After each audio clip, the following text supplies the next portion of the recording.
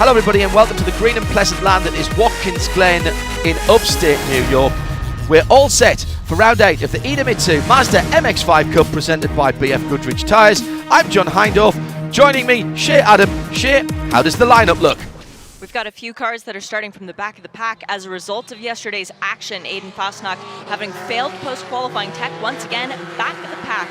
Connor Zilic with a new car. He and Matthew Dirks both with new cars. Celine Roland and Sam Paley, new engines after yesterday's race. Gresham Wagner did not set a time in qualifying. He starts near the back, as does Michael Carter. All of our championship contenders that we're used to seeing, John, are at the back of the pack, except for Jared Thomas, who extended his lead after yesterday's race. He's the first of our drivers in the 2,000 range of points. So congrats to Jared Thomas, but he needs to be smart for today's race. He's driving the number 96.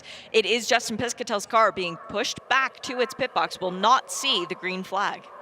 Which the rest of the drivers will in just a few moments' time, because they are coming round now. The safety car is in the pit lane and the green flag is in hand. I look to my left, it's waving now. Now let's keep an eye. There's already somebody who's changed lanes further back down the field, so that's going to attract the attention of race control again. Now they can fan out after the start-finish line. Johnson down the inside into turn 1. That's a cracking run for him, and he gets to hold the lead as they go to the uphill S's for the first time. Start is already under review, and Jensen Altzman crossed the line with nobody beside him. I wonder if maybe he changed columns or if somebody else dropped back further behind. It was the white and tangerine car way back that I noticed that was out of position. Yesterday's race winner, Tyler Gonzalez, car number 51.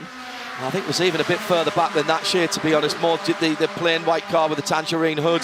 I'll try and pick it out as they come through side by side through the inner loop for the first time.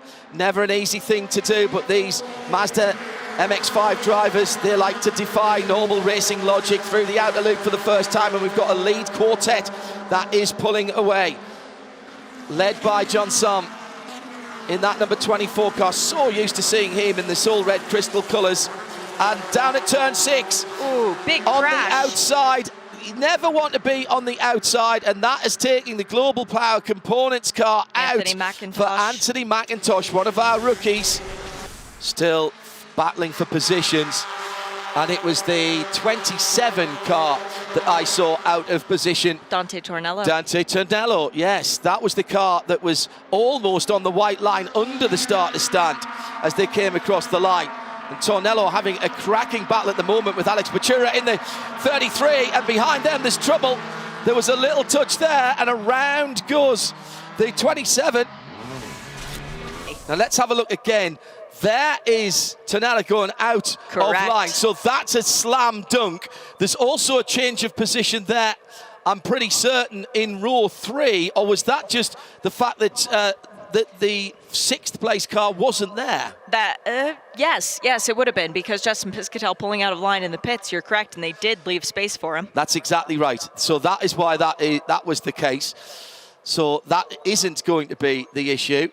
Who gave Dante a little push? Was it Gresham Wagner? He and Alex Bachura actually got in side by side, did Tornello and Bachura, and both cars able to continue. Yeah, Bachura was, well, actually, I think Alex was getting a push from Dante was getting a push from behind as well. So penalty, false start, lining up on the wrong side for 2 cars, Shea. Oh, sorry that I called it, but Jensen Altzman, it was one of them, and the other one was one that you called John, Dante Tornello. And that's led by McGee with Atanasio right in there. Chris Noons fighting his way back through as well. Jameson Riley there. And how's Fosnok up to 9th already? Fosnok up to 9th after 3 laps from the back of the grid. 20 cars in 3 laps. That's impressive.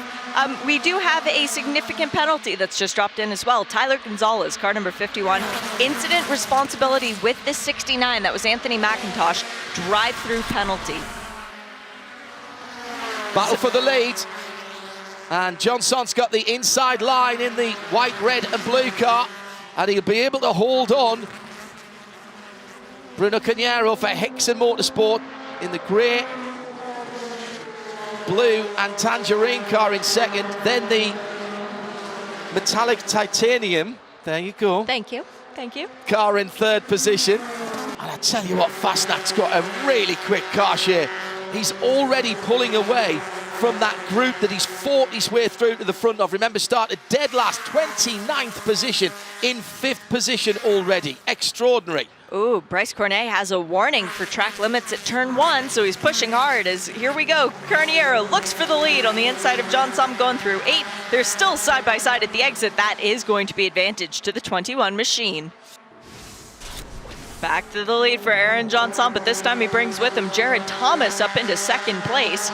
So we now have Spark Performance ahead of JTR Engineering, ahead of 2 Hickson Motorsport cars, because Bryce Cornet is right there with Bruno Carniero. And I'm going to say now that Fosnok's onto that group, because he is. There's barely 2 cars between the top 4 and the 5th place car, which has come from 29th position. And we've still got half an hour of this race, 30 minutes to go. It was an early move to his right, using the draft, using the momentum, but he braked much later. You saw the front of the red car go down, Bryce Cornet's car go down, and even at full speed, there was a significant difference to when the darker coloured car, Fosnok's car, started to brake. And from the tails away view, you saw the difference in the brake lights as well. Top 4 now, with Cornet having dropped back just a little bit. And here's Fosnok again. Whoa! This time at 9. Is there anywhere that he can't pass? Well, at the moment, the answer would be no. Now 3rd position. And what's just happened? Bruno Carniero must think, hang on, wasn't he right at the back of the grid? I saw his name at the bottom of the grip sheet. This is an interesting situation because Jared Thomas has a very comfortable points lead. He doesn't need to let Fosnok through. But he's also won a race every weekend of the series thus far, as Michael Carter is off in the gravel. That's the exit of turn 9. Might even be 10. Further around, but he's still got the wheels spinning. Keep it going, Michael. Get it back on the track. Oh, well done, young man. That was the 08. There was another car involved there as they came side by side. Ooh, that was heavy contact. Oh, yes, it was. It was Chris the 32, Nunes. Chris Nunes, yeah. Ooh, not a good coming together between those 2 drivers, both proven race winners in this series. No opportunity here for Fosnok as they come down to 8. It's also worth noting that 3 of the 4 who started at the back of the pack are now up within the top 10. So Fosnok has been getting all of our praise, but Gresham Wagner, Matthew Dirk, Celine Roland, they've been doing a great job too. Yeah, Roland is in 7th position and led that secondary group across the line. Matthew Dirks, couple of places back in 9th. With John Jourdain right in the mix there in the bright blue car. Also the 31 in there is Jameson Riley. That's the yellow car with the black hood. He's going to get hung out to dry going up through the S's. He sticks his nose in there, but he's not going to be allowed in. Battle for 2nd position, and for a moment it looked like Jared Thomas may have lost a bit of momentum on the exit of 6. He ran on the dirt. Can that be the opportunity for Fosnok? They're side by side going over the brow of the hill before turn 8. The heel of the boot. Fosnok to the inside. Late on the brakes. Oh, super late on the brakes by Thomas, though. They're going to try and tough this out, and sitting in behind him is Bruno Carniero trying to... He's on the flasher. Carniero's on the flasher, clearly giving him 150 more horsepower. He'll be able to blast past him. No, of course, that doesn't happen. Still side by side. And the 96 mirror now folded in on the left-hand side. And Jared, it was Aiden Fosnok's mirror was tucked in on his side. He reached through the window and just popped it back out to be able to see out his left-hand side. Smart boy. This is mega. Smart boy. The JTR racing car. Then that black number 15. Then Carniero in the grey, metallic grey car with the bright blue and orange. Just behind that, Bryce Cornet can't quite get it done, but Fosnok can. Down into 6. Well, he's been looking at the back of Jared Thomas's car for far too long. He knows all of the stickers off by heart, and he's decided now that he needs to learn something else, and so he's right behind Oran Johnson. There was a little bit of a love tap on the back. Oh, 2 very different lines onto the front straight from the leading pair. Now they get back line astern, and an early move to driver's right. There's half a car's overlap. There's almost a full car's overlap. And brilliant driving as well by Jared Thomas, who tries to slipstream his way to second position, but to the lead with 18.5 minutes to go from the dead last spot, 29th on the grid. Aiden Fosnok has done it again. Aiden Fosnok has been making passes everywhere and with ease. This track is almost a bit of a playground for him.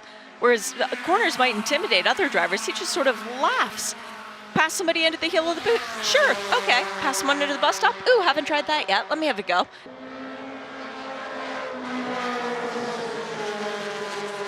And then took the lead with a great exit from turn at number 11, the final corner, and was alongside pretty much before we even got to the start-finish line. And he holds on to that lead at the moment, but a little bit wide there from a number of runners, including Cañero, and he's already had a warning. Top 5 cars. Really good run on the start-finish straight by Cañero. He saw what happened to Johnson for the lead a couple of 3 laps ago, and here comes Jared Thomas, and Bryce Cornet might be able to push him through, has pushed him through. Cañero goes back into second place and off the circuit for Johnson. He may lose third as well. He will. Thomas goes back through again. And that's how many BF Goodrich tyres are all within a very tight margin. And Gresham Wagner almost gets it very wrong indeed. He'll have to give that place back. He was off the track. A huge sideways slide as he was going for third position on Jared Thomas, and that might allow Matthew Dirks an opportunity. The leading pair have got away side by side between Dirks and Jared Thomas. Huge slide. What a save. Man, we saw yesterday, didn't we, someone with a rear puncture holding on to a Tokyo Drift style, but that was just commitment from the number 5 of Gresham Wagner. Battle for the lead, and here is the chance for the rookie Bruno Cañero. Hickson Motorsport, he's got the right-hand side of the track, which is the right side of the track for getting into the inner loop, and takes the lead. Jared Thomas right in behind them, and Cañero slides sideways, and also Fosnok is off the track, and all of a sudden the man who fought from 29th to 1st is back down to 4th position, and we've got one more lap after this. Don't write your stories yet in the press room. Fosnok immediately on the aggressive attack down the inside at turn number 6 and goes back to 3rd. He knows that time is running out. He knows that grip is running out. Cañero leads from his teammate in second place, straight down the inside. Fosnok will not be denied. And Matthew Dirks, great awareness not to turn in at the toe of the boot at turn 7 there. But this is allowing Cañero to break away. There'll only be one lap after this one. White flag is being readied on the start-finish line. This is extraordinary stuff as Fosnok comes together with his teammate, and Matthew Dirks is off the track. Also got picked up, I think, by Jared Thomas, and that's wiped the rear bumper. You can't surely bet against Fosnok here, particularly as we know how good he is. Cañero covers the inside, the right-hand side of the track.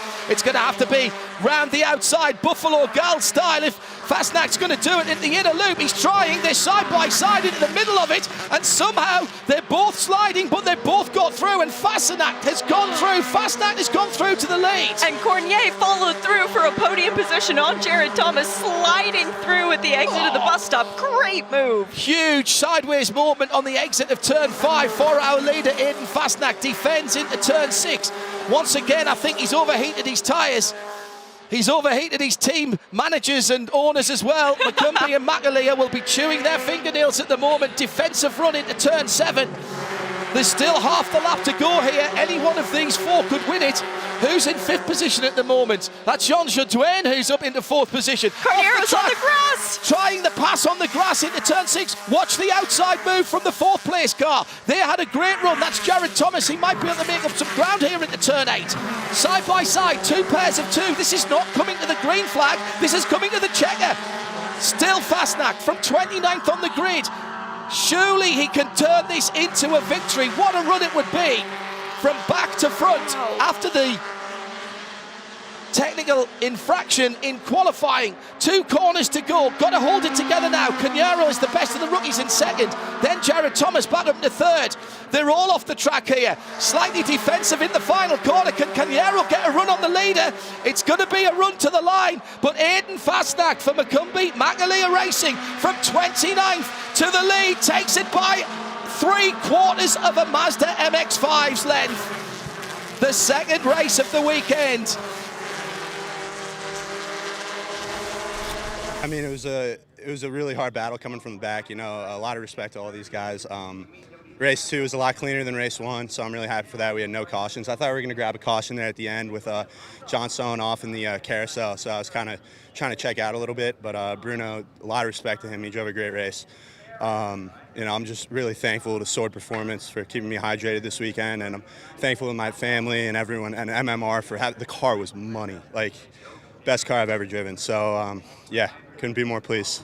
Yeah, I mean, it means a lot to me. My dad raced in this series, so coming from a Mazda family, it means a lot to be able to stand on the top step of a podium in the same series my dad's driven in. So special moment for us.